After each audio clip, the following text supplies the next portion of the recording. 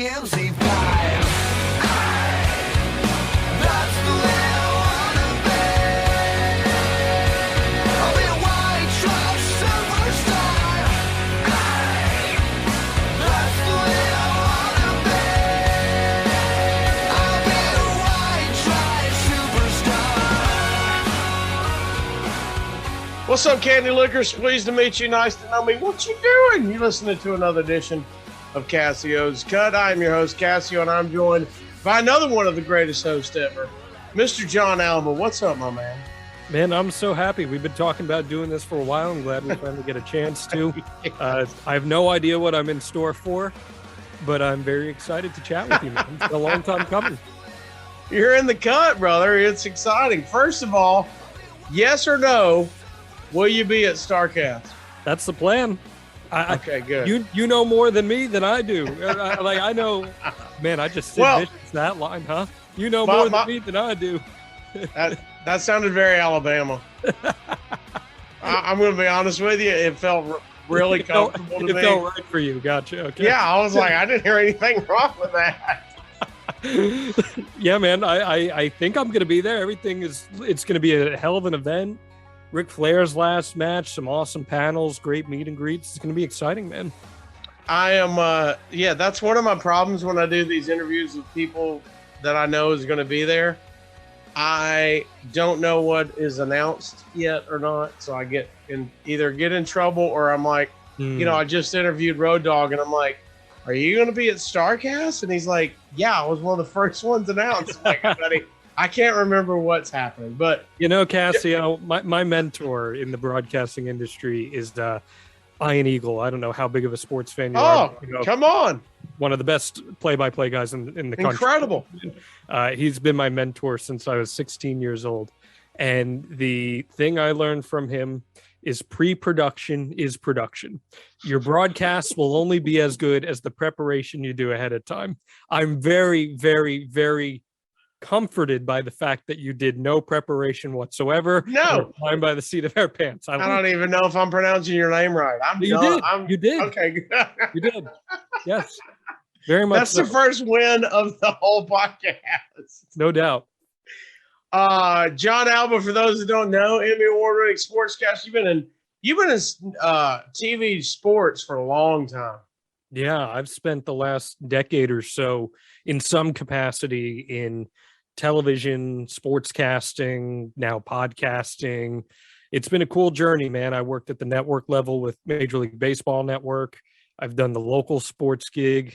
I was a sports director at 22 years old at an ABC Fox affiliate in New England. Then I was in Orlando for a while. Now we're just bouncing all around, man. You spent time in Maine, correct? Yeah, my first. Are you from there? Where are you from? I'm from Jersey originally. Jersey. And then you're in school and you're like, I think I want to do sports. Because it's always, I'm in radio, of course, and TV has always fascinated me of how I want to take it next level, let me go TV. When did you go, I want to be a sports guy on television? April 10th, 1998. Really? I am one of those rare people that knew exactly what they wanted to do from a really young age. And it's a blessing and a curse, because it's great in that, how you can like focus yourself and be like, I'm going to commit to this. This is what I'm going to do in my life. But at the same time, it's a negative because it also consumes you and it's everything you want. And you feel like if you don't reach that point, then you're failing in some capacity. But yeah, I was watching the Yankees Athletics home opener in 1998. And it was a 17-13 final, which, as you know, as a baseball fan, 17-13. Incredible. That's insane, right? Of course, in hindsight, we're talking like height of steroid era. Just everyone on the team is juiced up. It's great. Great baseball. But it's fantastic. I turned to my mom and I said, I want to be the guy that talks about that someday on TV. Really? Mm-hmm. And that's how the path was laid from that day on, man. How old were you? I was 5 years old. You were 5? I was 5. In 98, you were 5? First of all, I know. I turned 30 this coming year, okay? So, buddy, I graduated in 97. You made me feel real old just now, buddy. I can't control that you're old as shit. You know what I mean? I can't control that. I can only control me.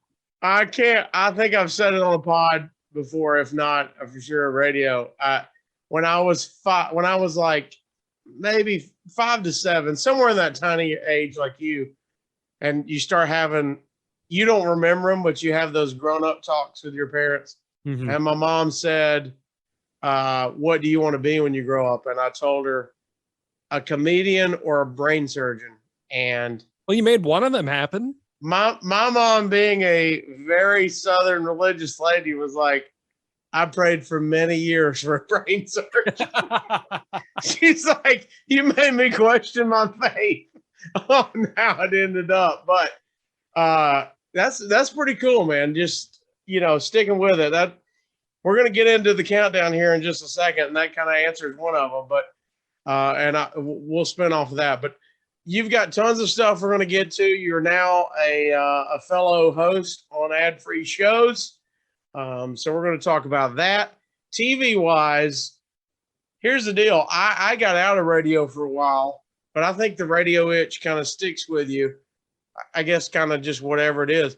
Does the TV sportscasting itch kind of stick with you, even though you're doing, you got a ton of stuff going on, but does that itch stick with you a little bit? Well, I think what I'm doing right now, where I'm doing video and audio shows on multi-platform, yeah. I think that's where the industry is going. We're kind of scratching the itch. We're kind of moving away from traditional TV being a thing. Right. People are cutting the cord, all that kind of stuff. So I recognize that the industry is changing, and if I can fulfill a significant part of me where I'm still doing on-air work, be it live or pre-taped, whatever it may be, and am feeling fulfilled in the work that I'm doing, well, that's what's most important at the end of the day. You need to feel fulfilled in whatever the job you're doing. And for me, getting to talk to, I've been a huge pro wrestling fan my entire life, as well as a traditional sports fan. So being able to work with guys like Kurt Angle and Matt Hardy and Eric Bischoff, Jim Ross, that's immensely fulfilling for me. So, yeah. And I don't have to put myself through the insane rigorous schedule that is local television, where I was working 13, 14 hours, 5 to 6 days a week. It's just not, it's not a healthy lifestyle, I know personally here in Huntsville, Alabama, sportscasters, weather guys, news guys, the whole deal, of course. And, it's just like radio. You see how much they're doing just to get to one 30-minute broadcast. It's insane. Back-to-back 30-minute. But just to see what they all have to do. I assume everybody, is like the glamour of television, but just to, you're your own personal producer, you're your own, a lot of times your own, personal cameraman. And like, it's a whole ordeal to be a TV sportscaster. It is. And the beauty of it is that you become really good at a lot of different things, and it makes you very well-rounded. I can shoot, I can edit, I can write, I can talk, I can do all these different things, but it is a grind. And I used to subscribe to the mentality of the grind, like, gotta grind it out. But I think the grind, as I've learned over the years, is actually a really unhealthy mentality to have. I think you have to know when to be able to step back and breathe and protect your mental health. I'm a really big mental health advocate. And I think you have to know when too much is too much. You're a former radio guy in the early stages of your career. And since you've dabbled back in, I'm sure you would even say that there's probably been a difference in your approach to when you started to how it is now for you. Yeah, it's a totally different ballgame. That's a good way to put it. You learn what's best for you. And best for the product that you're putting out on. This is what I have to focus on to get the best product out. We're going to get to, I'm glad you brought up mental health advocate. We're going to touch on that as well. We're going to touch on the pods you got going on. But we're going to go early on. We're going to go hit you with the countdown, 10 questions, kind of get to know you. If they've never heard of John Alba. And I mean, I don't even know lucky them. I don't even know the answers to these. This is why I ask these questions. So we're going to get to know John Alba real quick. Number 10, we're going to go 10 to 1. 10, name something that's a perfect 10 in your life. My hair. Oh, you do have good hair. As a bald man, I'm jealous. This is award-winning hair, Casio. What do you mean? In 2018, I won a Harry Award, Harry Award, which is given out regionally to the best hair in local news. Oh, And it is given out by an organization called getgoodhead.com. I'm gonna don't misspell that, but I'm gonna look it up. just for research purposes. I'll have to explain that to the wife later. But getgoodhead.com. Getgoodhead.com. Yes. They gave you an award for best hair. Got a nice little care package, some hairspray, some hair cream. So that created the shift for me from hair gel to hair cream. It was a big momentous. Really? Yes, big time. Well, that's what I was about to say for this. I mean, you might have it done before the pod, but today, how much time did you spend on your hair? My hair is pretty well trained at this point. Okay. So it knows what to do. I get out of the shower. Sling some cream in and go? I get out of the shower, hit it with a hair dryer, like a blow dryer. Then once it kind of stands up on its own, toss a little cream in it, toss a little hairspray just to keep the hold, and we're good to go. Wow, so not much work. It knows. It's like a dog. I mean, it's work, but not much time involved. No, creature of habit. What do you do when you're on the road? Are you using the hotel hair dryer? Oh, God, no. I bring my own. Oh, God. Come on, man. So when I see you at Starcast Nashville, you're going to have a hair dryer with you. Oh, 100%. Do I look like a sociopath, Casio? Yeah. No, you just don't want to risk it, or you don't trust the hotel hair dryer? The problem is a lot of the hotel air dryers, blow dryers, whatever you want to call them, they don't have enough air pressure a lot of the time. Oh, okay. So, I wouldn't know, but yes. No, okay. Of course Thank you for teaching us. Yes, I live to serve the unwashed masses.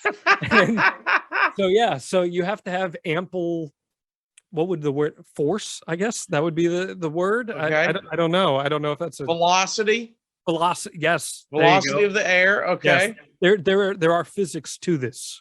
So yeah, man, that's a significant part of this. And I have started, I'm breaking some news here. Okay. I have started recently dabbling in mousse. I feel like mousse was a very 90s. Mousse was a very 80s, 90s product. No, I think it went out too. You're saying it's coming back?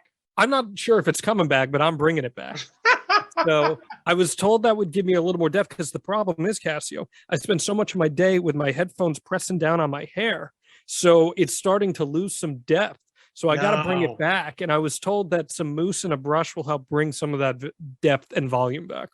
You're going to have to go earbuds. I've done the earbuds. I hate earbuds. I don't like them either. I'm old school radio. I need Me too. Like you got, I need the biggest you can find. I want to land planes with them. You know what I mean? Like those, I need those big headphones when I'm in the studio. All right. We're going to get to the countdown. We're going to get to know John Alba. Then we're going to talk about all you got going on. And that's a lot going on. All right. So we got the perfect 10 in your life is your hair. 9, when you were 9 years old, you kind of answered this. What did you want to be when you grew up? Sportscaster. Yeah, I want to be a sportscaster. Yep. Backup plan. Was there ever a backup plan? No, there's never a backup plan. No. I knew I was going to do it. I was going to do it.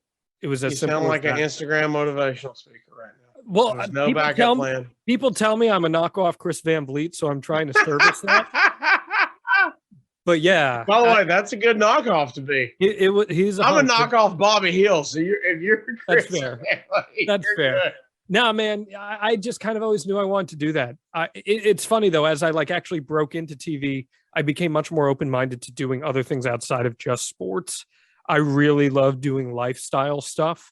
One of my podcasts that I host is a lifestyle show for all intents and purposes.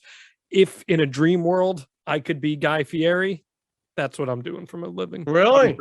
I auditioned to host a Triple D style show. And I got past the first round of auditions, but it was incredibly competitive. And they went with somebody who actually had culinary background. It's crazy. You actually need some sort of culinary background. I was about to say, do you cook? I love to cook. But My mom is a fantastic Italian cook that just eyeballs everything. So I kind of learned that way. Okay. And I was like, yeah, I could do this. I auditioned for that. And then I put myself in to audition for a game show, like not to be on a game show, like to host a game show, because I would Okay. love to host a game show one day. But that was super competitive too. Really? Mm. What do you want to tell us? What game show? Do we want to hate I don't somebody? even Do we want remember. to hate who beat you out? No, I don't even. It was a pilot for a game show, and I don't even think it ever got picked up. It didn't pop So, off. Okay. yeah, I don't think it even got picked up, but I will jack that idea for it one day and bring it back and try to sell it to a network. So I got to keep it low key and play it tight to the chest. So that was always something that was appealing to me when I was around like 9, 10 years old. I was like, I could do that too. So yeah. Game show host. Yeah. Yeah. Yeah. I saw a comedian on television. It was one of the times. It was like probably a Friday because I got to stay up late, and I saw one of the late night shows. And I can't even remember what late night show it was, but I saw a comedian on there. And that was when I was like, I don't know what's happening here, That's what I want to do. but that's it, bro. Awesome. I looked around, my grandparents were there, my parents were there. They're howling, laughing. And I was like, I want this control. I want whatever's happening here, I'm in on it. You know what I call that? I call that your Big Bang moment. Yeah. That's and I do that in a lot of interviews too. When I ask what got people into pro wrestling or whatever, it's what is your Big Bang moment? And Bruce Springsteen described it on his Broadway show as his Big Bang moment was the moment he saw Elvis on the Ed Sullivan Show thrust his hips, because after that Big Bang moment, the world changed. So your world changed after seeing that on TV, and I think that's awesome. By the way, I think we're give or take 15 minutes in before you mentioned Springsteen. Way later than I thought. I could rattle off. Springsteen is the closest thing I have to religion, buddy. So Springsteen and AC/DC are the two closest things I have to religion. I'll tell you the joke I heard. I think it might have been Stephen Wright. I'm going to get a hate mail or whatever for what it's wrong. But the joke that I heard that really set it off for me was, I like my women like I like my coffee. Any guesses? I like my women like. I mean, immediately I think of airplane, and that's not a PC thing to say back. But he said ground up and in the freezer. The entire room I was in died, and I went, I don't know even what that means, but I'm in on it. That was my Big Bang moment. That specific joke, I'm always in on.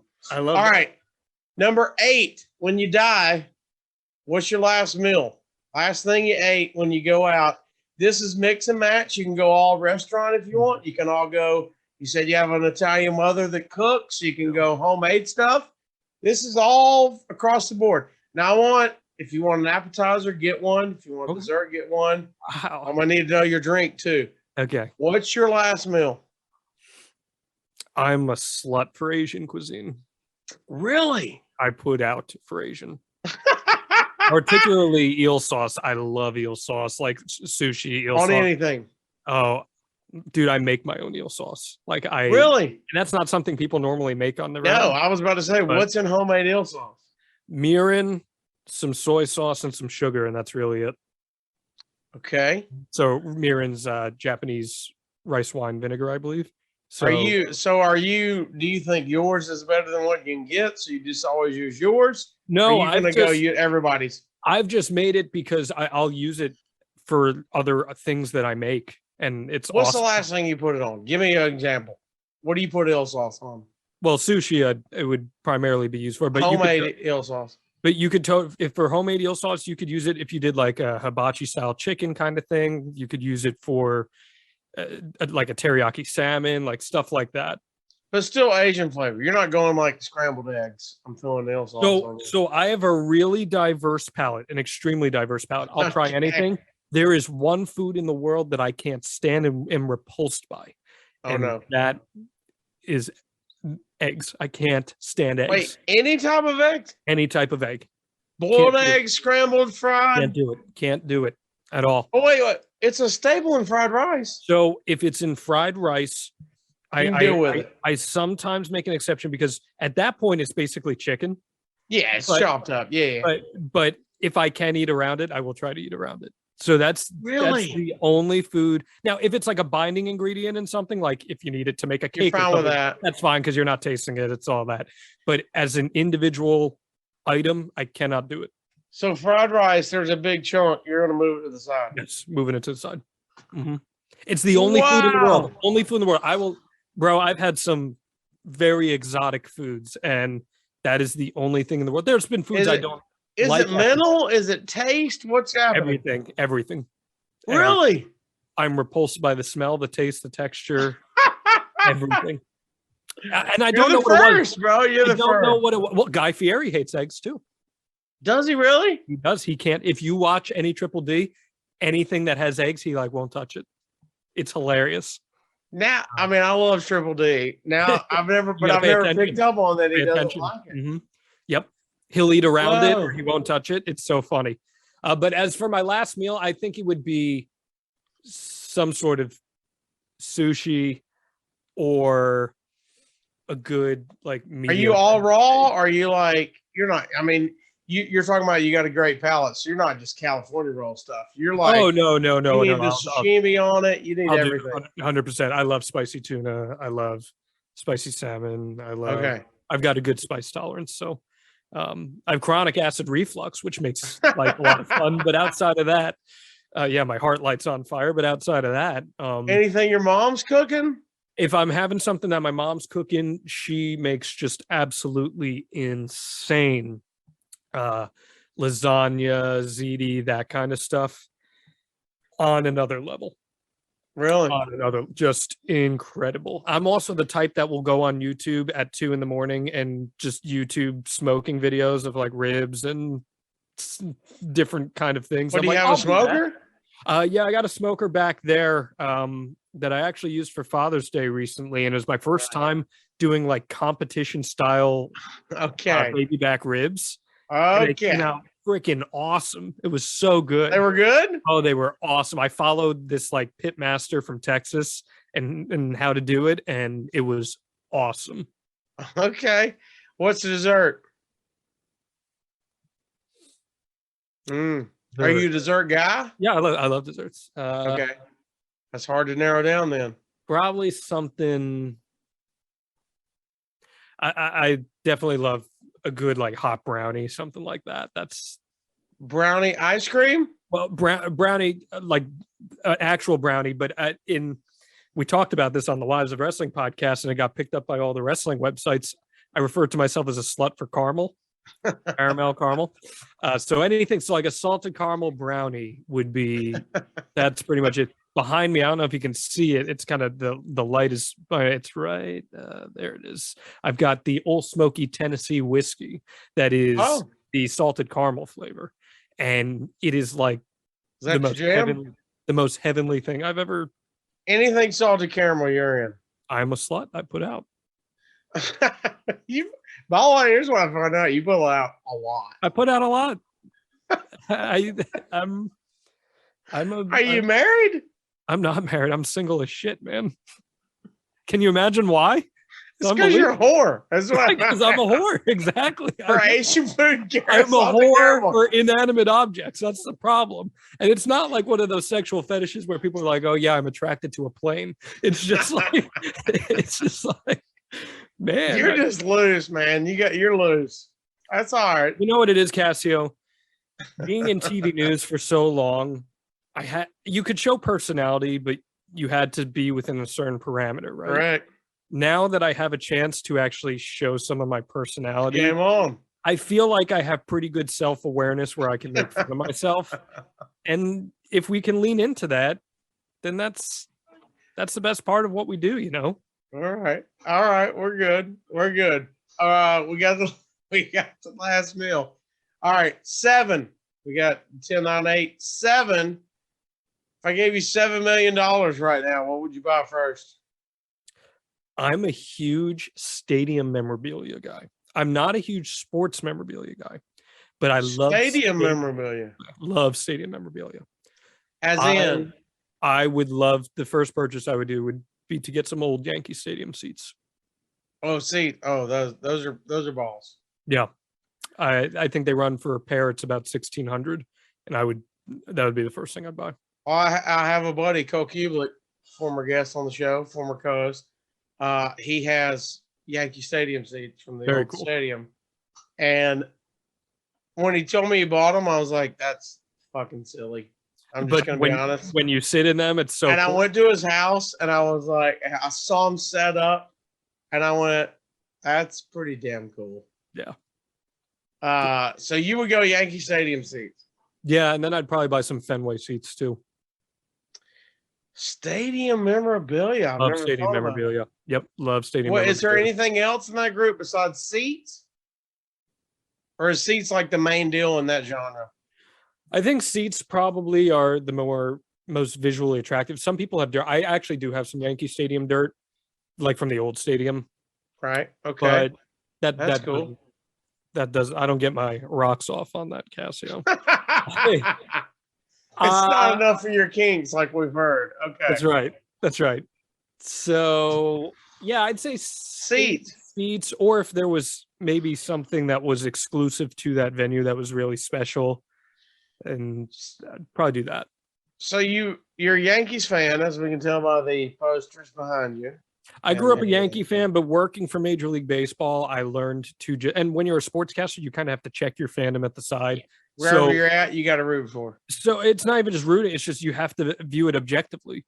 Yeah. So in New England, I covered the Red Sox during a World Series run. So that's just how it. And I loved covering the Red Sox. I had a blast covering the Red Sox.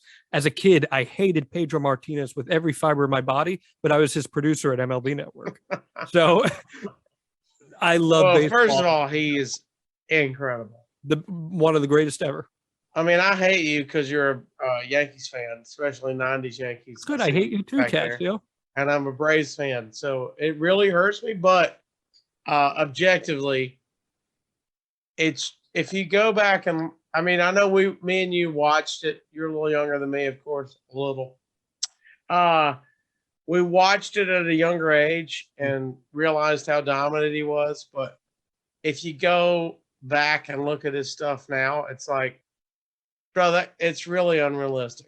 It's like insane. It's video game numbers. Dude, I would be in a production meeting with Pedro at MLB Network, and he would explain the difference between releasing a fastball here versus here. And that was just otherworldly. That's how I feel. Honest to God, that's how I feel if I'm doing a watch along with Arn Anderson and he's explaining stuff to me. That's exactly how I feel. But what a great era that we grew up in watching baseball. Insane. The 90s was a tremendous time. Drug ridden, but that's okay. How about this? I don't care. No, it made the game so exciting, and niche 90s and 2000s baseball is me, and that's my personality. I am obscure 90s and 2000s baseball knowledge. So I mean, they might. I know the hitters were absurd, but it also and look, a lot of pitchers might have been on it. We don't know. Oh yeah, 100%. That's why I don't fault them. But that's my point. No, I love it. I don't care. I want all of it. Yeah, bring it back. Let's hit fucking 100. Barry Bonds is the greatest hitter I've ever seen, and the fact that he's not in the Hall of Fame is tragic. But it also, as a Braves fan, looking back on it now, I'm like, bro, the Greg Maddux era is absurd. Yeah, never gonna happen again. He did that. I don't even care if somebody went tomorrow that he was on steroids, which I've never heard in my life, and he doesn't look like he was. But my point was, he did that in the steroid era, which was absolutely mind-boggling. Well, and you think the fact that they had Maddox, Glavine, and Smoltz, 3 top-tier elite starters, which you're never going to see again in baseball because the game has changed so much. So it's incredible. And then on the back end, rotating their Avery and Wohlers and the rest of them, just absolutely insane. All right. We're going to get 90s baseball. We can keep going, man. That's fine. Just do a 90s baseball pod. I would love that. For ad-free shows. Tell it to Dave Green. Let's do it. All right, 6. This is going to be interesting. What do you have more of? What do you have more than 6 of around your house?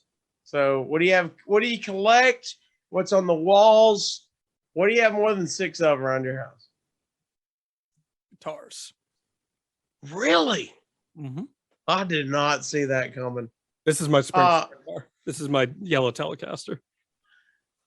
Is that what he plays? I don't know. That's like his like iconic guitar. Yeah. He plays the yellow Stratocaster. Yellow Telecaster. Yep. What's your favorite guitar? So that guitar, it's not my favorite, but it was actually built from pieces of other Fender Telecasters and made into one Telecaster, which was really super cool. Oh my God, that to me is a gift. My favorite. It's not your favorite though. No, it's not. I have a red ES339 that has a little hollow body, and I love playing that thing. So why did you get it? Why do you love it? So I actually got it out of necessity. I have kyphosis in my upper back. You probably know what scoliosis is. Okay. Kyphosis is basically scoliosis, but in the upper back, where scoliosis is. It's a lot less common than scoliosis. Doesn't sound fun. It's not fun. I was in a back brace as a kid. It was they made movies about me. Yeah. Mm-hmm. That I was definitely the subject of a Lifetime movie at some capacity. Okay. But I still have it, a Les Paul, which is a beautiful guitar. That's like the stereotypical guitar for anyone who's not familiar. It's what Jimmy Page would play, Slash, all that good stuff. Great guitar, but it's heavy as hell. It's really heavy. And I was playing gigs and my back was shot by the end of these shows. So I was just from guitar weight. Oh yeah. That's incredible. Les Pauls are heavy, man. And if you don't have a super strong upper back supporting that, then it's not going to be great for you. So I really only play that one if I'm like resting it on my lap at this point. So I was like, okay, let me go. Yeah, I was like, let me go get another one. And I found this lightweight ES339. I always wanted like a Gretsch Jet. Malcolm Young from AC/DC is the reason I play guitar. I'm a rhythm guitarist because of Malcolm Young. So I always wanted like a Gretsch Jet, but they're always out of my price range. So I found something that could get me a similar sound in that, and I love playing that. It's a great guitar. Really? Mm-hmm. Who you jamming with?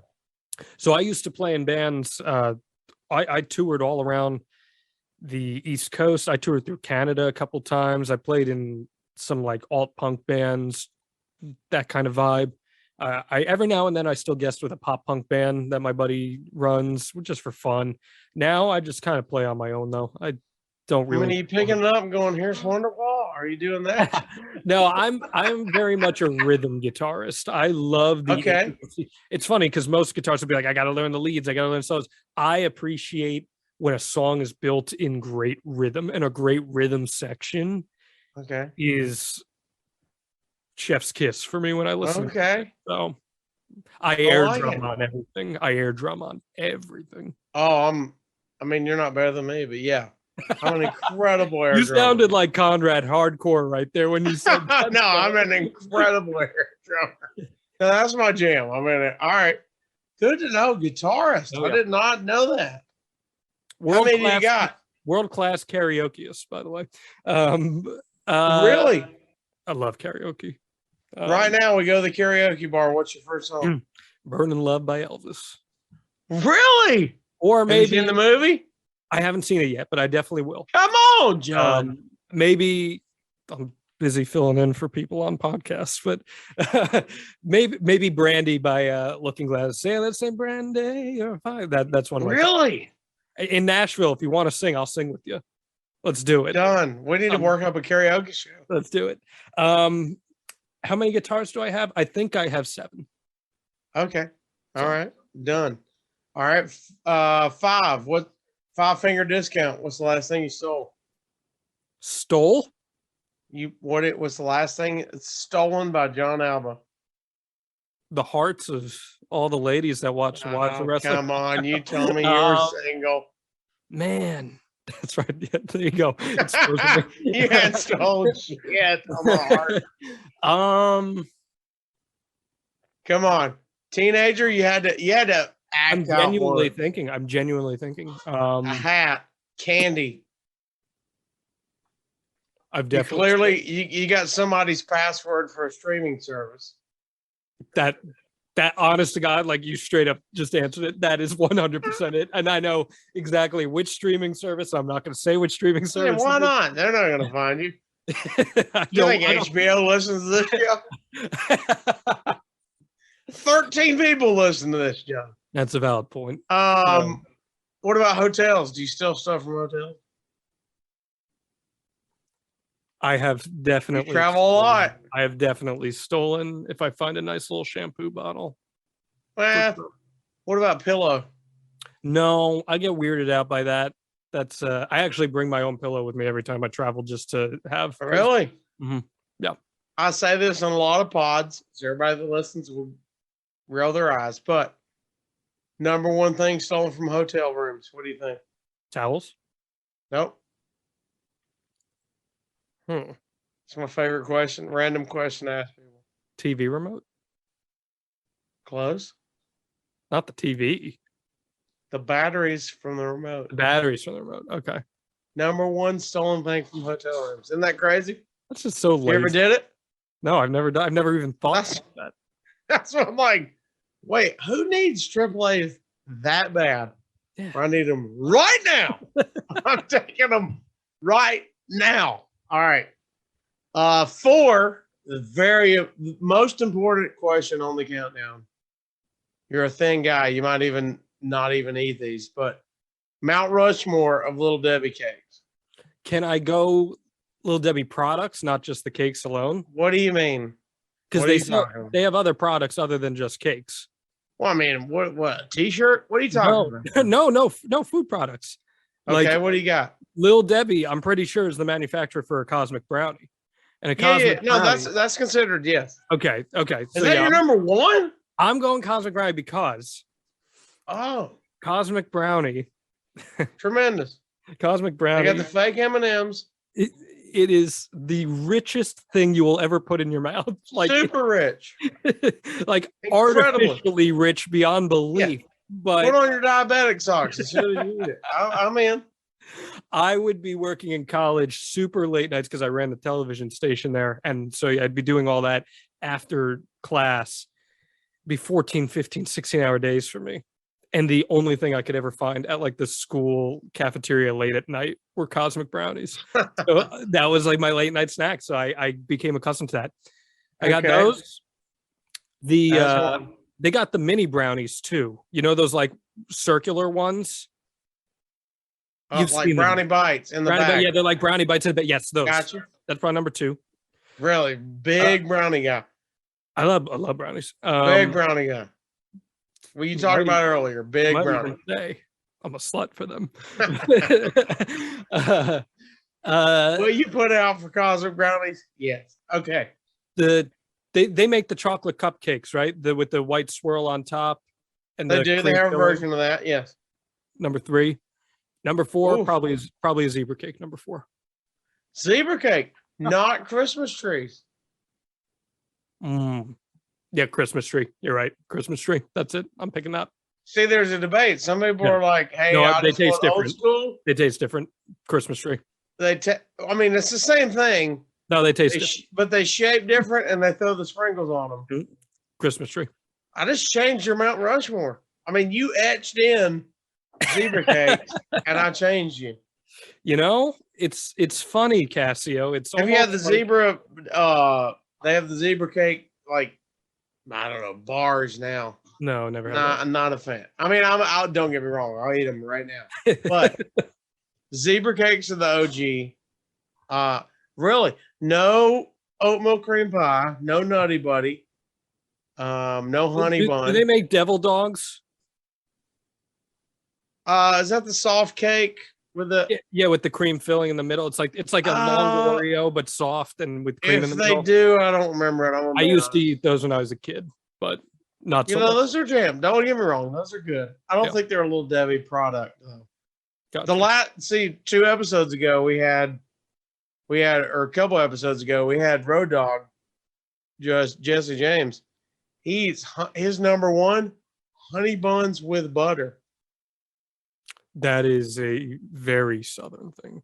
Ron Funches does Star Crunch in the microwave. Huh. Both of them said you got to heat them up. Okay. Road Dog and Funches said heat them up. Okay. That's like levels, though. I mean, it's advanced for you. but I like where you're going. We figured out you're a brownie slut. Yes. That's what we figured out. All right, three albums on the deserted island. We're not getting into an argument. You're not saying these are the three greatest albums of all time. You're stuck on a deserted island. You might want to go live. You might want to go greatest hits. You're just stuck with these three albums forever. Music I album. know there's going to be a Springsteen in here, but I want to know three albums on the deserted island. Power Ridge by AC/DC, which is my all-time. Really? That's my all-time favorite album. Really? Mhm. When's the last time you listened to it? 2 days ago. And you go front to back? You don't pick and choose, right? I go front to back. My favorite AC/DC song of all time is Gone Shootin', which you might recall from the Beavis and Butthead movie. Sure. Nicely done. That is my all-time favorite AC/DC song. Have you seen the new Beavis and Butthead? I have not, but I very much. I haven't either. I hope there's an AC/DC song in it because they love AC/DC. Power Ridge. Darkness on the Edge of Town by Springsteen. I knew there had to be a bruise. Then greatest hits, live album. What do you got? You're making me pick between three here because I've got three. Oh. Tell me your thought process. I'll take all three and let you pick it out. So my three, the first one that comes to mind is Wasting Light by Foo Fighters, which I think is one of the greatest Great rock album records of the last 15 years. Great album. There's Have you seen it live? Yes, I've seen them multiple times. Incredible. Just tragic what happened with Taylor Hawkins. Incredible. Absolutely tragic. There's a band called the Menzingers that I absolutely love that are like the Menzingers. I listen to. They're a band that you listen to if you want to feel, and that's got all up in your feels. Oh, I get up in my feels with music all the time. Rock? Music therapy. It can vary, but music therapy is a really big thing for me. But I'm saying, what is Menzingers? Rock? Oh, so it's like alt punk with very much. There's definitely Springstonian vibes, if you will. Okay. In the songwriting, Okay. but it's. I'm going through my high school emo stage now, so that, and then there's a band called the Gaslight Anthem, which is also Jersey rock kind of vibe. Yes. And they have an album called Handwritten that is. I'm actually going to be getting my first tattoo soon, and it's going to be a lyric from one of those songs. Whoa! So I think I'm going to go with that one, Handwritten by Gaslight Anthem. What's the lyric? It's going to be right here on my forearm, and it's going to be from my heart to your distress. And basically what that means is with every difficult decision that you make in life, try to do it with the best intentions of not hurting others in the process. Of doing it from a good place, doing it from a place of love, from a place of care. So it's a little deep, but yeah, super impressionable. When did that come out? That album? Yeah. 2012. 2012. 2012. Yes. Oh, Jesus. Which means you're like one. I opened up for them actually at the Stone Pony. What do you mean? I was not 1 year old. My band opened up for them on that tour. What? Yeah. So that was cool. No way. Yeah, that was cool. Biggest band you've opened up for? Yes. Probably them. Probably them. Probably them. That's strong. Yeah, man. Let's get it in Nashville. Get the chat in Nashville. Maybe. My sister's wedding is coming up, and I got to make sure that it would be all healed by then. As long as it's all healed by then yeah. She would hate me for the rest of All right, we'll get it now so we can see it at Starcast. Okay. That's what we need. There we go. All right, two. Give me two movies you watch the most. The Dark Knight. And Strong. And I hope this is one of your all-time favorites because it's certainly one of mine. The Naked Gun. Okay. I did not see that coming. The Naked Gun. Fantastic movie. I'll watch it anytime you want to. Incredible. The Naked Gun. I don't know if you saw this. The other day, there was a big brawl between the Seattle Mariners and the Angels. Yes. And it was manifested by Naked Gun. The Mariners and the Angels had a fisticuffs brawl in that movie. I didn't put that together. That's the Queen of England was there, but still not this time. But yeah, man. Incredible. And I stand by The Naked Gun is a baseball movie. Naked Gun. An entire third of that movie takes place in a baseball stadium. It is a baseball movie. Okay. Incredible. Yeah. All right. I did not see that coming. That's a good call. Nice beaver. All right. One. Now, as a young man, there was not a funnier joke. Nice beaver. Thanks. I just got his stuff the other day. Hello. Yeah, no, that was the smartest comedy on the face. Oh, amazing. It's so stupid, but it's so smart. No, that's what I mean. Like now I'm like, it's silly. I'm all in, still love it, still holds up. But I'm like, at that point, I'm like, well, this is genius. Yeah. This is the most genius movie ever. Yes. All right. Give me one comedian. Who's your favorite comedian right now? Casio Kid? No, bullshit. Come on. It's a tie between Nick Kroll and John Mulaney because they're such a team. They do so much stuff. Very funny stuff. Big Mouth is my favorite show out there right now. So I love anything John Mulaney and Nick Both Kroll. of them absolutely genius. Yes. Mm-hmm. All right, now we know John Alba. It took up a lot of the podcast. I'm a bit of a banterer. Sorry. No, I like it. I like this. So let's go into, now we know who you are, what you're doing now. You've got 2 solid, we can go to every time weekly. I know you do a lot of stuff for ad-free shows, but you do 2 solid. Hey, you are the rock on them. One, let's talk about Hardy Pod. Matt Hardy is your what do you call him? Not co-host. What do you call him? He's the star of the show.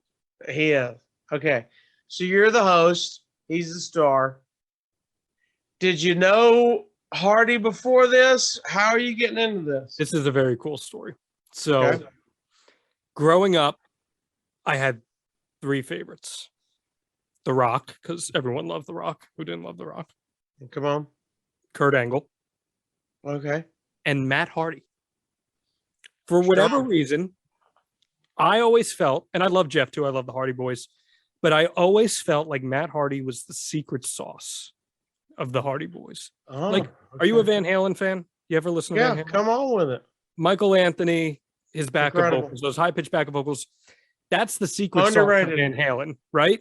Like, you could listen to Van Halen without Michael Anthony, and okay, that's Eddie playing guitar, but it doesn't sound like a Van Halen song until you hear Michael Anthony's backup vocals. I talked about and his bass. His bass. I mean, he gets overshadowed because of all the other vocals is incredible. Eddie, of course, is incredible. His bass really, sure, and a lot of their songs, driving force behind those songs. So he's the secret sauce of Van Halen. Okay. All right. That's how I looked at Matt Hardy. So I knew a lot about Matt Hardy, and I always thought that Matt Hardy was such an insightful, smart wrestling mind. Matt Hardy, think of how many trends Matt Hardy was ahead of. Matt Hardy was one of the first wrestlers to embrace the internet, whereas other wrestlers were like, oh, this is stupid. Nobody's going to. His webpage was incredible. The Matt Facts, all that stuff. Incredible. Right? He changed wrestling forever with the cinematic stuff. Wrestling will never be the same because of what he did with cinematic wrestling. When he starts Dilapidated Boat and everything, I'm like, I'm not even watching. My wife was into it. She goes, I don't know what's happening, but I'm fascinated. But I'm loving this. Yeah. So I was like, man, you know what? This guy would make a great podcast one day because he's so smart and there's so much he could teach people. Is he the biggest star in wrestling history? No, but he's part of one of the biggest tag teams ever. There's no doubt in that. But I think a lot of people know Hardy Boys. Exactly. So in pop culture too, people know the Hardy Boys. That's what I'm saying, just in general. So I kind of picked up a little prominence on like wrestling social media reporting stuff, and he followed me eventually and we exchanged pleasantries. And then when Conrad brought me on, I was like, you know what? This is time. I'm going to pitch this. And I was like, this guy's going to make a great podcast. I just have to get him on board. He's at a point in his career where I think he might be interested. So I sent him a DM. I was like, Matt, I got this idea. All I need is 5 minutes of your time, and I'm going to pitch it to you. And I went 3 weeks without hearing anything. So I'm like, all right, that's it. He hated it. But then I got a call randomly. I got a call randomly. It said Hardy, Matt. And I was like, oh. Incredible. Okay. So I answered it, and he's like, I got 7 minutes. Pitch me. So I pitched him, and he's like, I'm in. So what I have discovered through that podcast is Matt and I are very much kindred spirits in how we look at wrestling and how we digest wrestling. Yeah. It's It's probably been why you were attracted to her. I'm a slut for Matt Hardy. What can I say? I didn't want to say it, but yeah. So, It was for a lot of things, but yeah. I just felt like we would have synergy. I feel like if you listen to the podcast, our chemistry is really strong. And I guarantee you, if you listen to it, you will learn something about wrestling. He is so insightful and has so much to offer. So it's been really fun, man. I've really enjoyed it. You've covered a lot. You guys, I mean, just like a lot of shows on Ad Free Shows, there's a lot to get to cover. Whether you want to cover a specific show or a specific wrestler or whatever the case may be, as you've got into this, and I'm going to be honest, I forgot when it started now, but it's okay. You don't listen to it. It's fine. I do listen to it. I'm just give or take. How long is it? How many months? We started in January. Okay, 6 months. What was like I don't know, eye-opening moment? Maybe where you go, oh my God, I didn't know this about him. What was like a moment where you like, whoo, that was kind of a big moment for me. So I'll tell you what, we did a 5-part series, I believe it was, maybe 6 parts, called Becoming Broken. And it was the start of the broken character all the way until WrestleMania 33. Thank you. And we did a character study. We did a 6-part character study.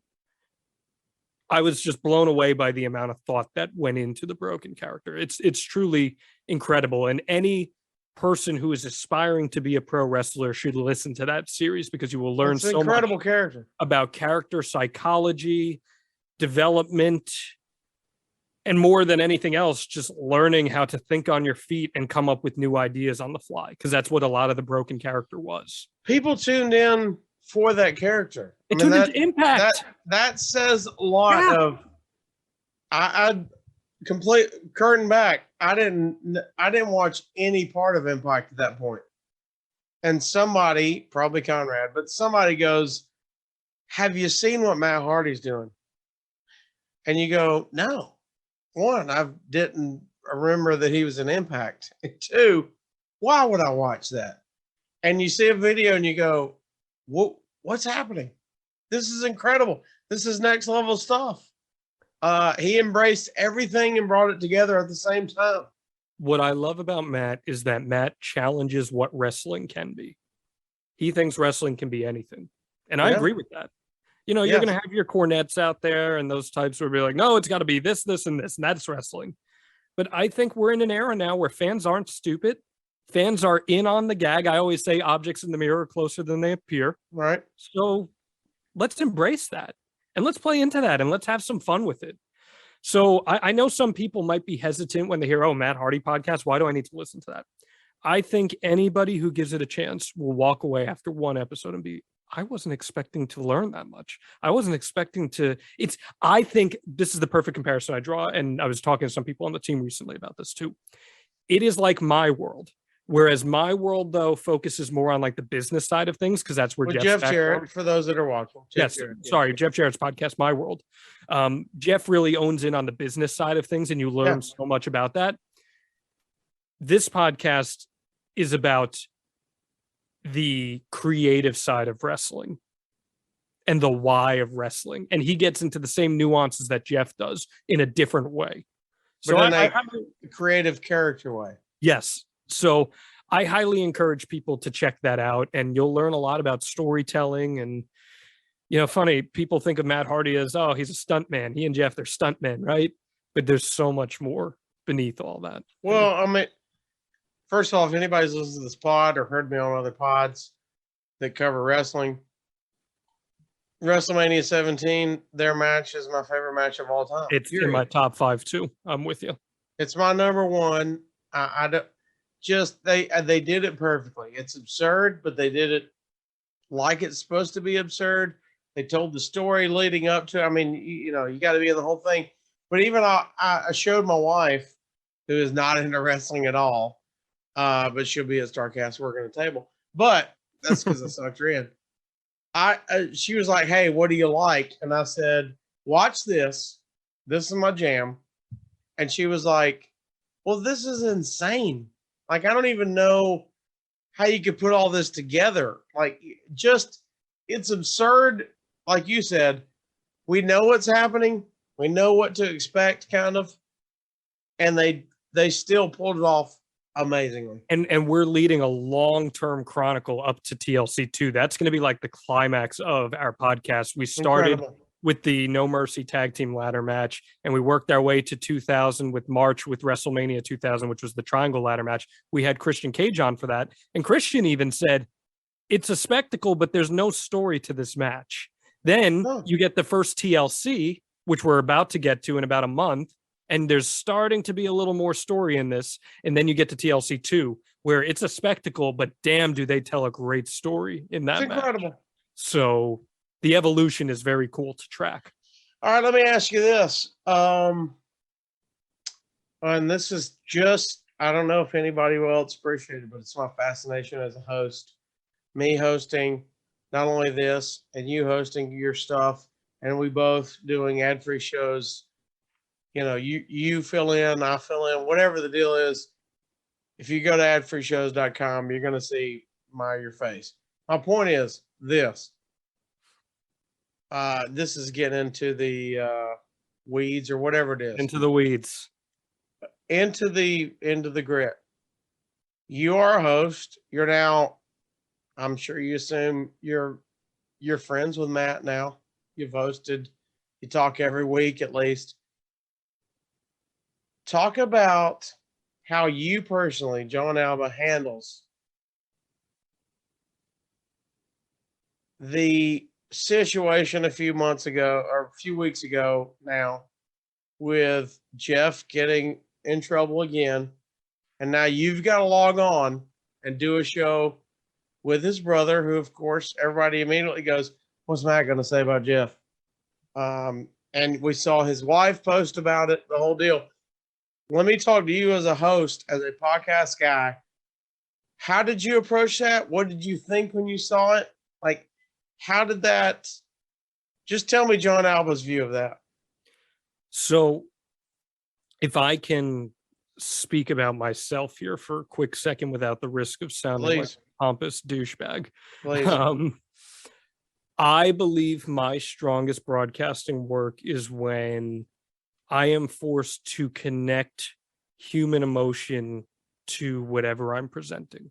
And what I mean by that is it's a lesson I learned in my TV news career specifically, and I can date it to. It was the 2020 Daytona 500.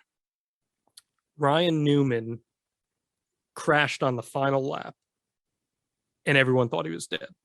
And I was covering this in Daytona. I was live 11 times nationally that night. And normally when you're live in TV, you want to script out a good chunk of what you're saying so that you don't get facts wrong, you don't mess anything up like that. But it was Let's get the cliff notes so I don't mess anything up. Bingo. And then we'll adapt as it goes. But it was such a real, authentically scary human experience. We all thought he was dead. Yeah. And I said to the anchors who were tossing to me, I said, I don't want to know what you're going to ask me. I'm not going to prepare any notes. I know what happened. I know when it happened. Just ask me, and I'm just going to tell you. And that night changed my broadcasting career. I got nominated for an Emmy for it. There were a lot of people, and I took note of this. There were other sportscasters next to me who were very much like, it was on the last lap when Ryan Newman came around turn 3 and he went airborne, and the response unit was quick to get out to him. I just spoke like how I'm speaking to you right now. And it was the only time in my career at that particular outlet that my boss told me that they were proud of me and that I did a good job, because I felt like I connected authentically and to real human emotion. So when this Jeff situation happens, it's gutting, obviously, because on the selfish front, screwed up a lot of cool plans that we had for the summer. We had some StarCast plans. We had plans for a really cool podcast that we were about to do. This coming week's show is about Jeff Hardy versus The Undertaker in the ladder match, and we were going to have Jeff on for that. And so, yeah, so that stuff got screwed up, but that's arbitrary. What's more important is that Matt's okay and that Jeff's okay and that it's a very personal thing. So I said to Matt, I was like, Matt, what do you want to do? I said, if you want to do a greatest hits, we can do a greatest hits. I said, or we can take advantage of this and try to turn this into a learning lesson. And he's like, I like the idea of that. And we did an entire episode. It was an hour and a half on mental health and addiction. And it is the it was incredible. It was thank you. It is the proudest piece of content I have ever laid down in my career. So I think you just have to learn in situations like that how to connect with the viewer, how to connect with the listener in a very real and authentic way. Don't BS them. There were obviously some things we could talk about and some things we couldn't talk about because there's the legal situation. But I thought that by the end of that episode, less people cared about what happened with Jeff Hardy than, hey, I learned something from this episode about being okay to handle mental health, being okay to talk about addiction, all that kind of stuff. Yeah, because one of the first things that I thought of was when you see the story break and everybody's talking about it. I don't know if it was a personal thing or being in the business and being connected. We're all in the same company, but I thought, well, I've got to listen to Matt's pod because he's so close to it. So I was glad you guys at least addressed it. You know what I mean? Like, yeah, I thought, well, at least they've got to address it. Yeah, yeah, best you could. Like you said, there's a lot of things, moving parts and stuff going on, but I thought I'm glad it wasn't a runaway situation. Let's act like it didn't happen. Let's cover Bash at the Beach, just act like it didn't happen. Thought it was very nicely done for you, and I hope everybody goes and listens to you two guys talk about that and the entire situation that is that addiction, that problem, that whole mental health issue. I appreciate that. Thank you. And the one thing I will always say about Matt is the most transparent guy I've ever met in wrestling. He doesn't BS. He doesn't lie. There's a lot of carnies out there. There's a lot of showmen. It's show business at the end of the day. He doesn't beat around the bush on that. So I highly recommend people listen as well. Well, when you talk to him next, my wife wants one of those foam deals he had for his party recently. Yeah. Please tell him to give me the. Okay, I'll hook you up. But that's a Rebby Hardy question. And let me tell you something. Forming a relationship with Rebby Hardy was much more important than forming a relationship with Matt Hardy. I need to make that very clear to everybody. Well, look, if anybody knows anything about John Alba, you form great relationship with people's wives. Let's talk about objects, apparently too. Let's talk about Wives of Wrestling, your other podcast that you regularly co-host. That's going to be every Monday. People can check out that. But you have got your hands full. Two strong, powerful, opinionated, hilarious, firecracker. Firecracker. Just fun human beings. Tell everybody, if they have not listened and have not tuned in, Wives of Wrestling, what's going on there? We call it our weekly Monday happy hour, and is unlike any wrestling podcast that has ever existed. It is a wrestling podcast that's not about wrestling. We talk about life, love, sex, family, drinking. We drink on air. We do an opening toast to get my little JMO in there. We Oh, wait. Let's do this then. I usually don't give away what's in my cup, but this is Jameson and Diet Sprite. Okay. Cheers. I like that it's Diet Sprite to watch your figure just a little bit, Thanks, sir. When you see me at StarCast, you're going to be like, damn, it looks good. We have a swear jar where we count how many times we swear. Sure. It's a lot of swears, by the way. Is a lot of swears. When we had Rebby on, we broke. Usually swear jars curb the swears. That does not happen for you. This guys. Encourages the swearing. but it's super fun. And the reality is you never know what these women are going to say. Kim Orton a few weeks ago was just like, you know what? We got to talk about penises. Wait. And she goes, has anyone noticed that on any given night, there are 5 to 50 penises on TV? What do you mean? What do you mean? Go check out the episode, man. It was a 10-minute conversation about penises. Let's tell everybody Mhm. to make sure they have not, if they haven't heard. You mentioned Kim. That is Randy Orton's wife. There's Randy Orton's wife. Giovanna Angle is Kurt's wife, obviously. Kurt Angle's wife, Mhm. Giovanna and Kim, and you are trying your best. Not very good. It's like herding cats. You try to wrangle them in, Yeah, and at least get them through an episode. and we have a blast. We have a blast. Did you know either one of them beforehand?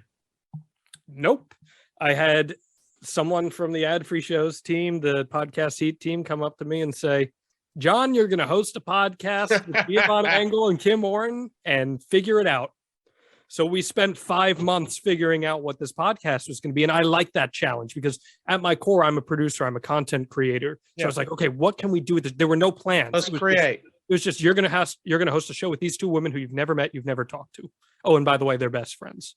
So then I had to spend, Casio, 4 months getting to know these women. We would talk on the phone at 9 o'clock at night, like, you're just kicking your legs back in bed, just BSing and gossiping about things. I had to learn about their entire lives and form a rapport with them because it's a very different podcast.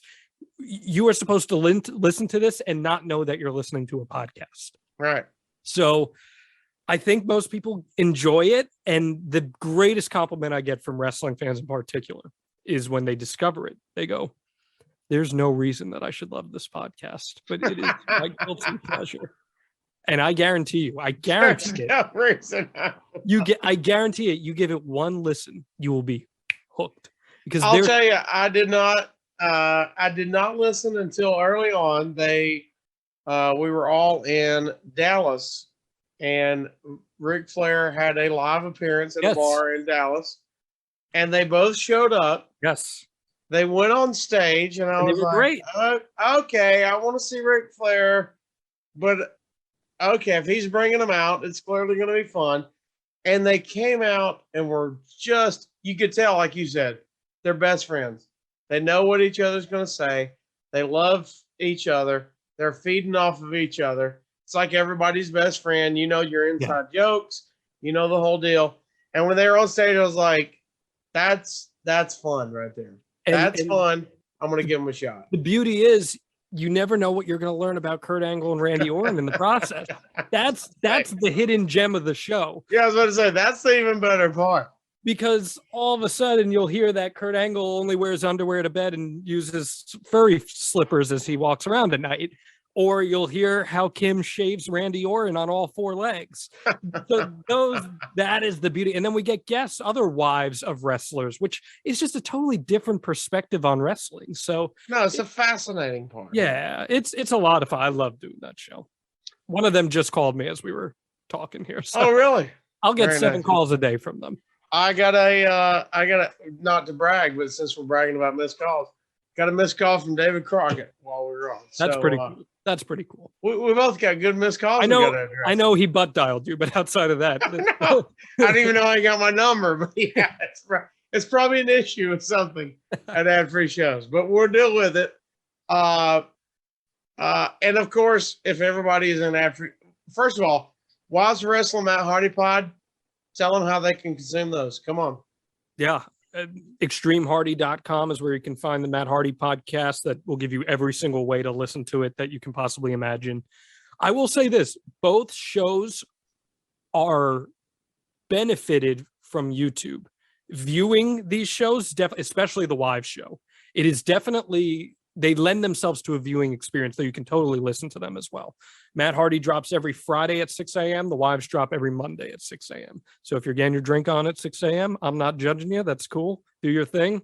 And welcome to the world. Absolutely. Have fun with us. And then there's, as Matt Hardy says, he's got a gaggle of children. I've got a gaggle of shows on adfreeshows.com as well. You'll fill in just like it's like myself. You never know when you'll see us on ad-free shows, and that's a good thing. Yeah, I listen, and I love what I do. I got Up for Debate, which is like pardon the interruption about nostalgia wrestling. It's super cool. I get to do that with my old co-host of one of my old podcasts, Doug McDonald. We have a ton of fun doing that. I've got Strictly Business with Eric Bischoff, which is a very Incredible. different. Thank you, appreciate that. It's fun.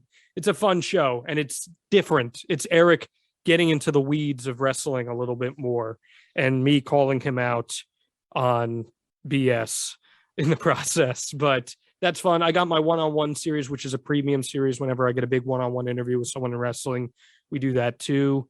I've got a couple pilots that we're working on right now that I can't talk about, but that's very Come on. And I host Top Guy Tuesday every Tuesday night on ad-free shows for our top guys, which is a lot of fun.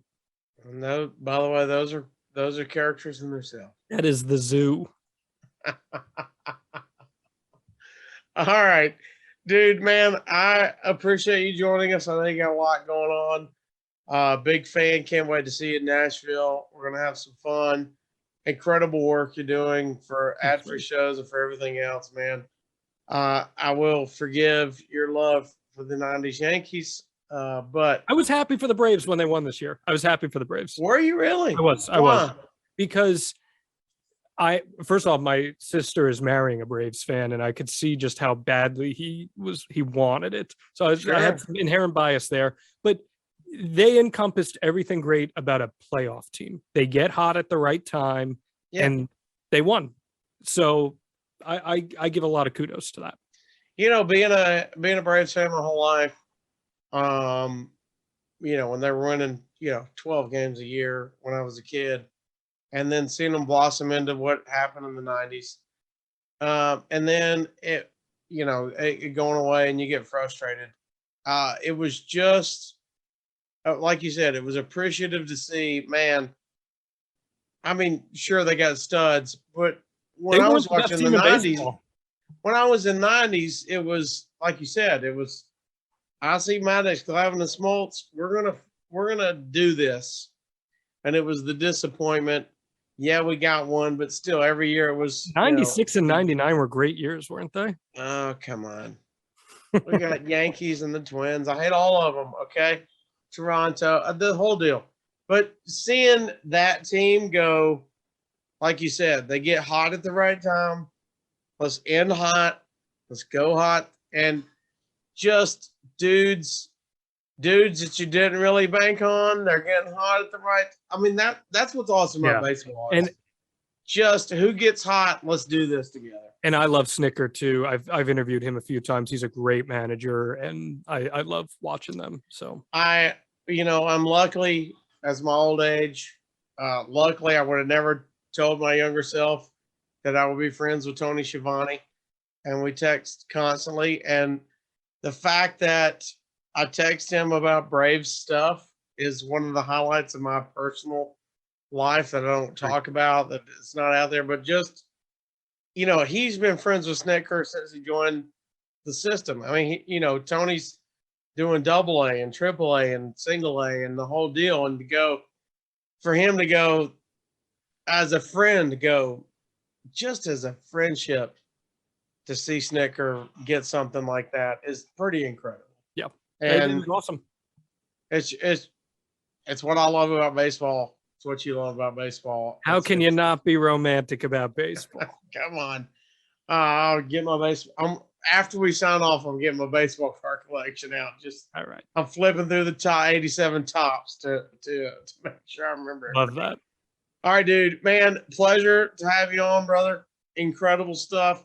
Can't wait to see you in Nashville. Everybody, go follow John Alba on everything, right? You're smart. You didn't change it up. Nope. JONALBA. Lose the HHs are for losers. That's what we say here. It's not John Alba 27 on Instagram and a different one on Twitter. I love everybody who keeps it simple. At John Alba, all over social media. Brother, pleasure to talk to you. Thank you for joining us, man. To you, my friend. Thank you for this. Everybody, thanks for listening. Like, subscribe, go find John. Go find all his pods. Like and subscribe to them. And everybody, until next time, stay mashed.